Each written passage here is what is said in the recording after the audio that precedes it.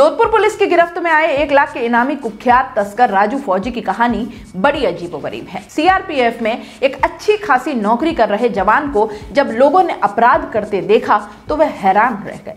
उसके अपराधी बनने के सवाल पर पुलिस भी हैरान थी। भरा पूरा परिवार और जीवन जीने के सारे सुख होने के बावजूद राजू अपराधी बन गया। परिवार के लिए आज भी ये पहेली है कि उनका राजू इतना बड़ा अपराधी कैसे बन गया। खबर में आगे बढ़ूं इससे पहले अगर आपने चैनल को लाइक शेयर सब्सक्राइब नहीं किया है तो अभी कर लें। नमस्कार, मैं हूं जयश्री नागदा और आप देख रहे हैं सीबीसी न्यूज राजस्थान। राजू फौजी को जानने वाले ये कहते हैं कि शादी के बाद राजू पर कम समय में ज्यादा पैसा कमाने का जैसे जुनून सवार हो गया था। उसे रुपए के अलावा कुछ और नहीं सूझता था। उसने अपराध की शुरुआत तस्करी से की।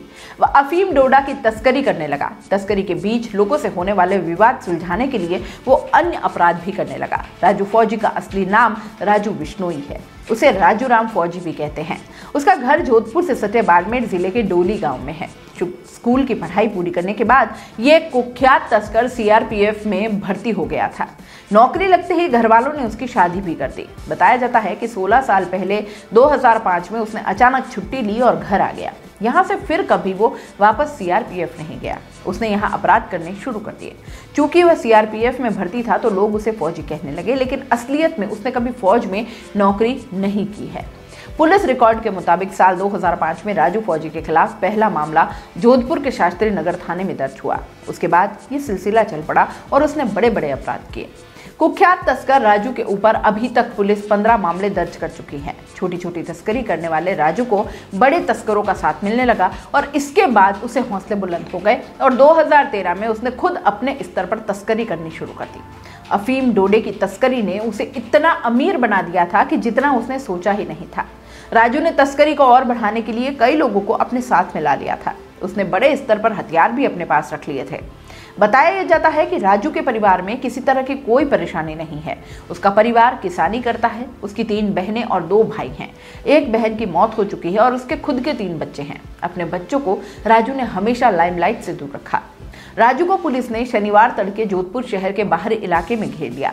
आरोपी बाइक पर सवार था। अचानक पुलिस को सामने देख उसने गोली चला दी और इस पर पुलिस ने भी जब जवाबी गोलीबारी की तो उसके सिर और पैरों में गोली लग गई।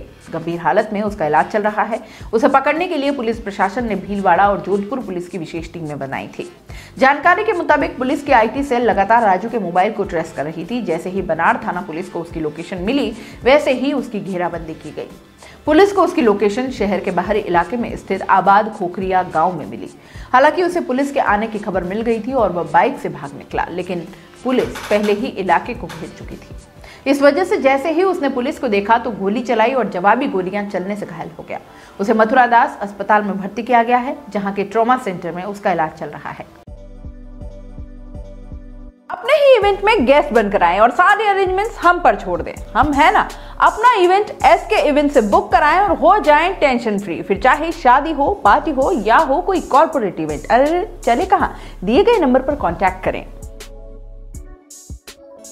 दोस्तों, सीबीसी न्यूज आपके सहयोग से लगातार बढ़ता जा रहा है। स्वतंत्र पत्रकारिता का सहयोग करने के लिए आपका धन्यवाद।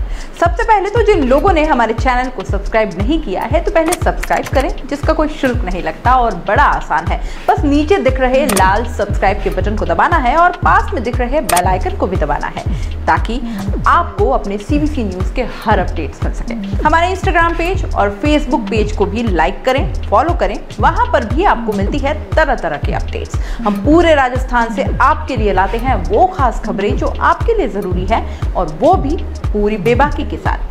पत्रकारिता के इस मुश्किल दौर में आपकी आवाज जिम्मेदारों तक पहुंचाना ही हमारा लक्ष्य है और ये आपके सहयोग के बिना संभव नहीं है। हमारा सहयोग करें, स्वतंत्र पत्रकारिता में अपना योगदान दें और ज्वाइन बटन पर जाकर सदस्यता लें, चाहे सबसे छोटी सहायता के रूप में ही क्यों ना हो। जनता की बेबाक आवाज बने रहें, उसके लिए सहयोग आपको ही करना है। सब्सक्राइब करिए और ज्वाइन बटन पर क्लिक कर सदस्यता ग्रहण कीजिए।